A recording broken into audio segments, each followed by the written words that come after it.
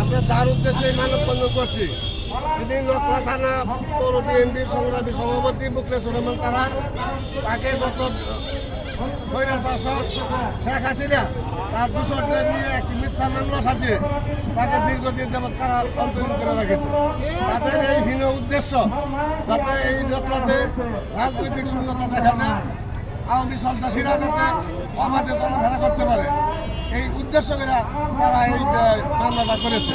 অথচ তার বিরুদ্ধে এইরকম কোনো নাই, অভিযোগ নাই, সাক্ষীরাও তার বিরুদ্ধে বলে নাই।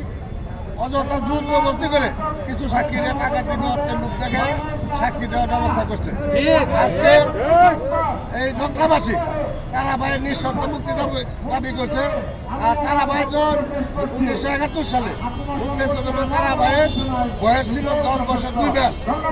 10 বছর 2 মাসে একজন মুক্তিযোদ্ধা বা একজন রাজাকার হওয়া সম্ভব না। যাই হোক, এই জবরদস্তি করে ওই যে স্বৈরতান্ত্রিক ভাবে তাকে মামলাতে ভাসানো হয়েছে। তার জনপ্রিয়তা ঈর্ষান্বিত হয়ে তাকে লক্ষ্য রাজনীতি থেকে দূরে সরানোর জন্য এই কাজটা করেছে। আজকে গণমানুষ মিলে তার নিঃশর্ত মুক্তি দাবি করছি। আমরা তাকে অবিলম্বে আমাদের মাঝে ফিরে যেতে চাই।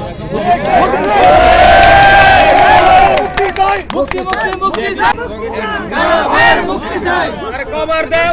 নিঃশর্ত মুক্তি সহ যারা অন্যায়ভাবে মামলা দিচ্ছে তাদের শাস্তি হবে না।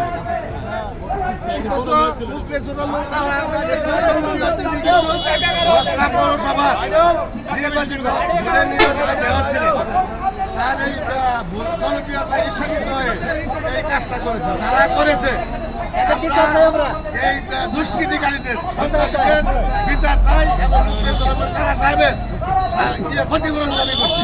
বিচার চাই, বিচার চাই।